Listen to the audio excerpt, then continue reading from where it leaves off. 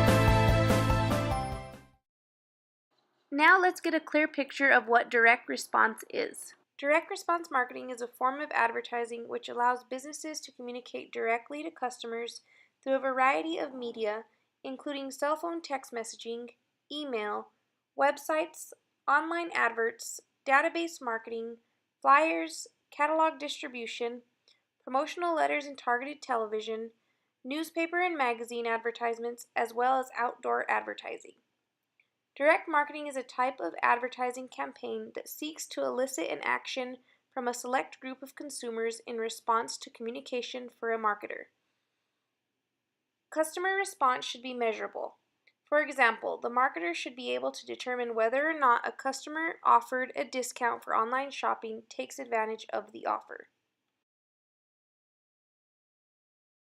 There are similarities and differences between branding and direct response marketing. Both branding and direct response have their special place in businesses, but it is important to delineate between the two. I'm going to draw a clear line and delineate between the two in this part of the presentation. The first thing we are going to go over is influence. What are we trying to influence with branding, and what are we trying to influence through direct response? With branding, we want to influence how people feel and the emotions that a brand evokes when they see the brand. With direct response, we want to influence how they act or what they do. Are businesses getting people to go through the sales cycle? Are they clicking the ads? Are customers reading the sales and discounts? In direct response, the key is to influence what consumers do to opt in and buy the product. The second concept we will evaluate when comparing branding versus direct response is measurable. How do we measure branding and how do we measure direct response? When it comes to branding, for most businesses, this is a longer-term process and soft metrics can be used. It's hard to measure if a company changes something with their branding and if that change has a direct impact on the business's bottom line. Being able to measure if a business's logo or if a video that was posted directly impacts sales is a hard thing to do and track. For direct response, measuring is a lot easier and clearer. There are measures such as click-through rates, cost per lead, lifetime value of a customer, etc. that make it trackable. Those examples listed are things that are easy to figure out, especially with digital marketing. Business owners can tell exactly how a campaign is performing. One can see if the money that is being spent on this advertisement is having a direct impact on the business's bottom line, or if a different marketing approach needs to be taken. Now we will briefly jump into some examples that will be the next concept we will review when comparing the two. Branding is not just the brand's actual logo, but has numerous examples that include a business logo, blog posts, videos produced, and so many more other things. These are all going to influence people's emotions to the brand. If they resonate with the color or the motto or even the design behind the logo, they will have strong positive emotions that will remind them of this brand.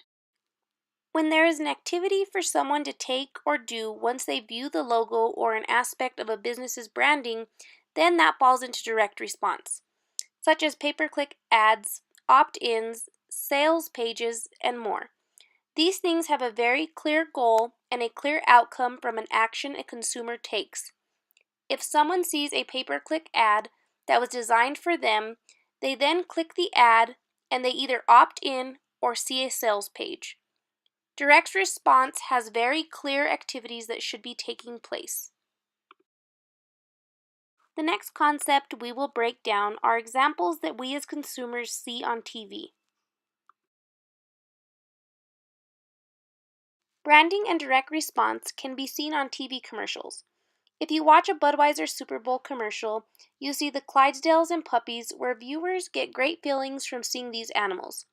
You don't see a bottle or a can of Budweiser, but you knew it was Budweiser and the entire purpose was branding. They wanted to influence how we felt without giving us a clear path to go down to the local store and buy a six-pack. On the other hand, direct response is seen on TV with the freecreditscore.com commercial. The entire commercial, they say freecreditscore.com almost 1,000 times, but their whole point is to get you to actually go to their website and opt in to a free credit score. Ultimately, they want to sell information or sell you on a credit card, but the whole point is to get you to take an action by actually first going to the website. Lastly, we will examine some of the crossover between the two and how they can work hand in hand. The whole purpose of branding is to build trust in a brand, and when there is trust, it will have an influence on direct response. And the whole process of direct response is to create a clear path to purchase.